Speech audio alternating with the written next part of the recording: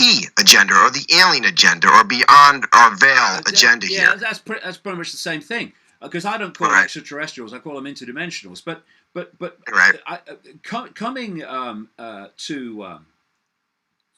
all that will lead me on to something else, which is basically the end game. So if you're talking about possession, oh dear, there's so much background. It's why my books are quite long. Sure. We think we have a physical body. It's not. It's holographic. It's actually a projection. It sounds crazy, but it can be so simply explained as I do in the books. The base form of the body is waveform information. Think Wi-Fi. Think of a Wi-Fi field of information. What you do with the computer is you lock it into Wi-Fi, which is information in a radiation field, and it decodes it into a totally different form on the screen to what it actually is in its base form. It's the same with this reality. So we are decoding waveform information into holographic information, which is what we experience as the apparently solid world. Now, in our base form, we are energy. We are an information field. And these entities who take possession of the human body, which has of course been talked about again all over the ancient world and in the religions, they are also an information field. And what happens, and just think, here's a thing. Basically what happens, it's known in science as wave entanglement. If you drop two pebbles in a pond and the waves go out, where they collide and entangle, that's called wave entanglement. So we have got a wave form information field, and the possessing entity's got a waveform information field. And the idea is that there's an entanglement between the two. Now, the more that possessing information field infuses itself in the human field, the more that information starts to manifest as the outward appearance of the human field. And this is what is happening in the exorcist type possession. And I've seen it more than once, where the features of a person who's being possessed start to change, and they start to take on the appearance of that which is possessing them. And it's because the possessing form information has infused itself so much into the human field that it starts to affect the way it looks. So this is what possession's all about. But I want to come to an end game. It's very important, probably the most important thing of all in terms of where we're going very shortly if we don't wake up. One of the things that I've really highlighted and focused upon is the artificial intelligence agenda. And you've got the Silicon Valley crazies like Ray Kurzweil, the Google executive, who, and he's not alone, who was saying that by 2030, they'll start to connect artificial intelligence to the human brain and connect the human brain to, quote, the cloud. Why would they tell us this when it's a massive endgame part of their agenda? Well, for two reasons. One, we have to know about it if they're going to do it. And two, they want to sell it in a positive way. So what Kurzweil is saying is that around 2030, people will start to have a connection to the brain by artificial intelligence. And these are his words. And then artificial intelligence will do more and more of human thinking until human thinking as we currently know it is negligible, disappears. What is that? It's an assimilation of human consciousness into an alien force. Now, I ask this question, okay, so what is artificial intelligence? Yes, at one level it's algorithms, another level it's what they call learning AI and all this stuff, but what is it in its most important state? I say, after years of research, that level of artificial intelligence is actually this non-human force. And what we're being manipulated to do by this, get them addicted to smartphones that they hold, then move on to things on their bodies, and then chip implants, go inside the body with the chips. It's already happening, and get them connected to AI. And then instead of having to manipulate human perception for mass control by controlling information, that won't be necessary anymore then, because human perception will come direct from AI. It will be AI perception. And 5G is opening that gateway right now. Exactly. And I say that this artificial intelligence, at the level I'm talking about, what they're planning to connect with the human brain, is this force which will assimilate human consciousness into itself.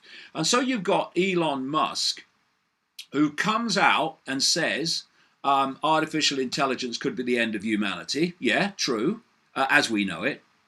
And then he starts a company called Neuralink to connect the human brain to computers.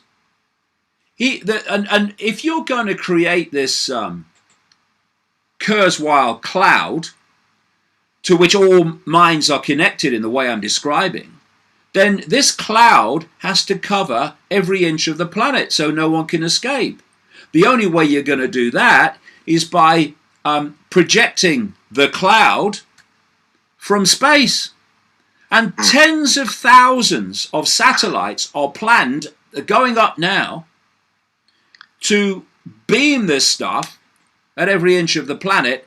And the company that is putting most of them up there is SpaceX, owned by Elon Musk. The man is a complete fraud and a frontman for this cabal. David, let me paraphrase what you're saying so I can fully understand this end game, because this is just fascinating information. Unbelievable is what it is, to be true. So here it is. We have this hybrid of humans now going forward. We're going to be chipped. We're going to have the simulation. They're going to basically create a matrix within our bodies to have this place where we'll be. Is that going to allow us at that point to open up our body vessels for possession, like a manufactured possession for these fallen or for these beyond the veil demons, entities, jinn, whatever, to come in to fully possess our bodies so they could have access to this three-dimensional world again? Well, what does the brain do? It takes information and it processes it into perception. And you can get information from the world around you, and the brain will process that into a perception. Or you can expand your awareness and you can access expanded states of consciousness, and the brain will then process that. Or you can connect the brain to artificial intelligence and it will process that. And if it's processing that, then we're all possessed. Because the mind of every human would be possessed by artificial intelligence. And hence this is the point. The demons from the other entities or whatever they may be. Yes. That they're allowed over here again to function within this vibration to, instead of experience the damage and pain and anguish, they can experience it firsthand as opposed to sacred. So instead of through rituals and traditions, they can actually function here in the misery while they're generating it, where now they can only do it through rituals and ceremonies and sacrificial. That's the end game. Yeah, well, possessing our minds would give them access to this dimension for a start. Exactly. This reality for a start. And there's a lot to say about what this reality is. We'll have to do it on another time, because no, absolutely. When people talk about do we live in a simulation, I've been saying this for 20 years. I've been saying it for 20 years. Yeah, Riz Varick, David, just wrote a book. He's an MIT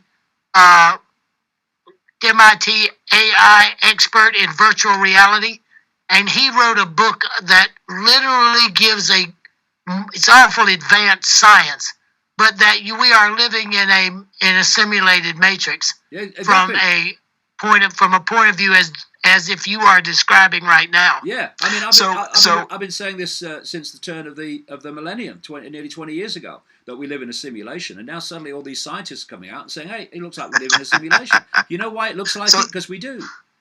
You know. So the end game is this simulation or possession for these entities, energies, to basically take over human bodies, so they could exist in this three-dimensional world for whatever reasons. So this is truly the end game. This is where everyone's working so fast in AI to move forward, so humans can be basically completely possessed in this three-dimensional world and lose our sense of humanity, I would assume. Is that the end game? We wouldn't be humans anymore. We'd be computer terminals on a non-human internet. In fact, if you read my books, some of my books in detail, the internet has been created by this force. You know, this is why you. Which book? Which book, thing. David? Well, the one before the trigger is called "Everything You Need to Know But Have Never Been Told." All this stuff is in there in detail. The evidence to support it is massive. Yeah. Got it. Well, Dave, we only got a couple minutes left here, and I just want to say this is such fascinating information, and information that needs to be given to everyone to understand this end game, because everyone's individual lives of who they are today is at risk, and this is going to have to be control of their spiritual identity as they operate in this framework. You know where I come from, David. Yeah. I deal with people's spiritual identity because I know this is a simulation. I know it's not real because I have been in and out of this so many times.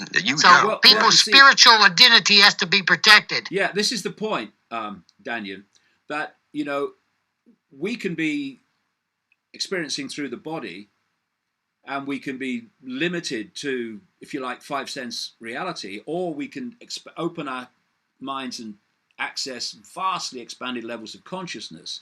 The idea of the AI connection is that to make sure that expansion of consciousness can't happen anymore. It's stopped. That's what it's controlled. That's the end game. Yeah. To keep a spiritual being operating in this three-dimensional reality from experience a divine connection, which is part of the greatest growth cycle that we could ever encounter here in this dimension, and they're using that to allow themselves to control and manipulate their goal instead of allowing us to unfold the way we should. To keep us as batteries. The thing is, when you expand your awareness to beyond the boundaries of this matrix, suddenly you see it.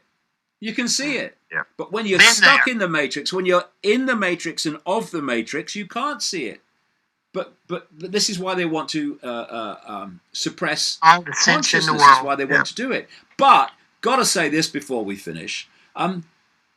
This doesn't have to happen. If we take our power back and start self-identifying as the true self, as opposed to the label self, the experiencing self, that's not us. You know, that's our next show, David. Without any question, that's our next show. Come on. And part 2 will come for the solutions, because I think you're right on it. And I know your next book coming out will be speaking specifically to that nature. Absolutely. And I think it's wonderful. David, thank you so much for spending these couple hours with us. Everybody get the trigger. Read it. Become a part of this program. Yes. David will be back, and we'll keep exploring our spiritual identity equal to the other situations that's being generated to keep us from doing that. Absolutely. Again, thank you guys. Thanks for listening and watching. And until then, Wake Up Al will be back with David Icke on what you can do to help save humanity. Yeah, I want to comment on this endgame prediction by David Icke, which most of us who's paying attention can see for themselves. This whole connected to AI, this whole artificially intelligent controlling our thoughts and perceptions. We all see that. That's the game, people. They tell us. So, but first I want to touch on the elephant in the room. What a pleasant surprise. People, yesterday morning, I see this video. David Icke, I'm back. But I already know David Icke made a channel, people. He made a second channel. Around 5,000 subscribers, something like that. So I saw the video, 100K, over 100,000 views. I'm back. I'm saying, wow. David Icke channel is finally picking up and getting that views that it deserves. But when I click on it, I see 800,000 subscribers. I say, what? You look at me say, what? People say, oh, that's why he's saying it's back. Cause people, I'm surprised. It's unbelievable. Because according to YouTube, according to these puppeteers who control most of these internet platforms, they said he was disseminating harmful information that can cause harm and death. And remember the whole COVID thing, people. Now he's back. What are you guys saying now? Is he forgiven, or did he spend his time in YouTube jail, or was he right? It's one of the three. I know the answer, but I'm just saying, people. I'm just saying.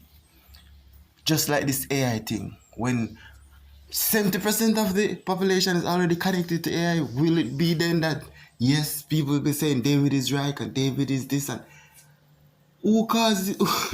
People, it's a lot of things. It's a lot of things to delve in with this whole decision to bring back David on YouTube. Like, who made this decision? Who made this decision? Why they made this decision? And why now?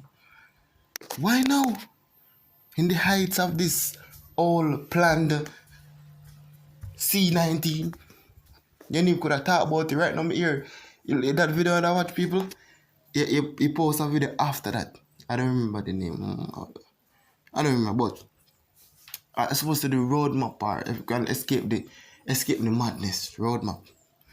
And I hear David talking about this whole C19 and calling it what he called it in the first place. Why, they banned the man completely. And the video is still up. I'm saying, hey, this is crazy, but it's not fully crazy, because just like with the Israel thing, you couldn't talk about Israel, you couldn't talk about that group of people, else the video will be strike. You will be banned. Shadow banned, literally banned him, shadow. A physical ban, people. So finally now, we say you're allowed to criticize this thing. You're allowed to criticize. So all those people who take that thing and end up underneath the earth, or below the earth, underneath the same thing. But what about them? They couldn't get this information to don't do that, resist. This wasn't as serious as they're making it. But they go ahead, and we see what happened to a lot of people who take this thing. We see the outcome. So, hey, it's just evil people. Evil people control this world. Evil people turn in the clock of this world. Over time, evil people control the hands of people. Crazy, but we're going. And I was contemplating discontinue this channel, because I said, yeah, David is back, and this is the reason I even start this channel, people. And this is my what? This is supposed to be my third channel of people of David Icke. They banned 2 of them, and somewhere growing the algorithm and this sustain. Then I see David is back, so I'm wondering if, like, my experimental channel, like, if that does make them say, hey, this guy is, because they must know I'm not David Icke. This guy is putting up David Icke channel in videos, not getting banned. So why the real David Icke can be up? Why? Even though some of the videos are edited, because I know, based on the 2 previous channels, they delete those channels if you talk about C19, but then if you talk about those group of people. That group of people, the white and blue flag, me never call them people. Because more information them go there, so me have to sacrifice, take out 2 of them part, but me know David Icke now means nothing, or edit nothing. So, as what David Icke say, how long will he be back on? How long? Let's see. So, I'm gonna leave it there, people. Love, more power, more strength. We are keep on going. No doubt. We still have a continue work, people. We still have, even if I react to the David Icke work like we're doing, hey, I'm gonna keep on doing. This man is deserving of all the respect, all the honor, all the credit he's been getting since the past 2 days. King is back, people. The legend is back. Legend is back. But as he said, how long? Let's see how long.